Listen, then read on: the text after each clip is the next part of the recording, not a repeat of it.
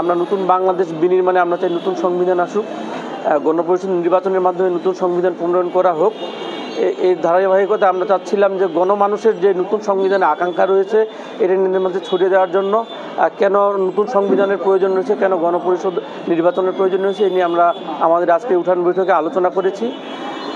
যেহেতু আমার আসন ঠাকুরগাঁও ৩, আমি এটা প্রত্যন্ত অঞ্চল রংপুর বিভাগের, আর এই অঞ্চলের মানুষজন সবচেয়ে বেশি অবহেলিত এবং নাগরিক সুবিধা থেকে বঞ্চিত।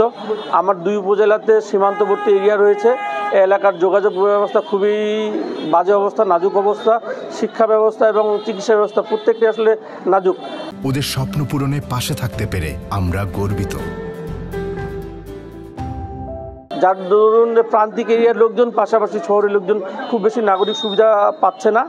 আমরা যদি ক্ষমতাসীন হই, যদি জনপ্রতিনিধিত্ব করার সুযোগ পাই, এই জায়গাগুলোতে বিশেষ নজর রাখবো। পাশাপাশি এই অঞ্চলের লোকজন, যেহেতু আমাদের প্রাকৃতিক সম্পদ বলতে কোনো কিছু নেই এই অঞ্চলের লোকজনের জন্য বিশেষায়িত শিক্ষা এবং কারিগরি শিক্ষা ব্যবস্থা করব এবং উদ্যোক্তা গড়ে তোলার জন্য চেষ্টা করব। উদ্যোক্তাদের জন্য বিশেষ প্রণোদনার ব্যবস্থা করব এবং যারা কর্মোদ্যম জনশক্তি রয়েছে তাদেরকে প্রশিক্ষণের মাধ্যমে দক্ষ জনবল গড়ে তুলতে চাই এবং দক্ষ জনবলের মাধ্যমে তাদেরকে আগামী দিনে বিশ্বের যে কোনো রাষ্ট্রে দক্ষ জনশক্তিতে রূপান্তর করতে চাই।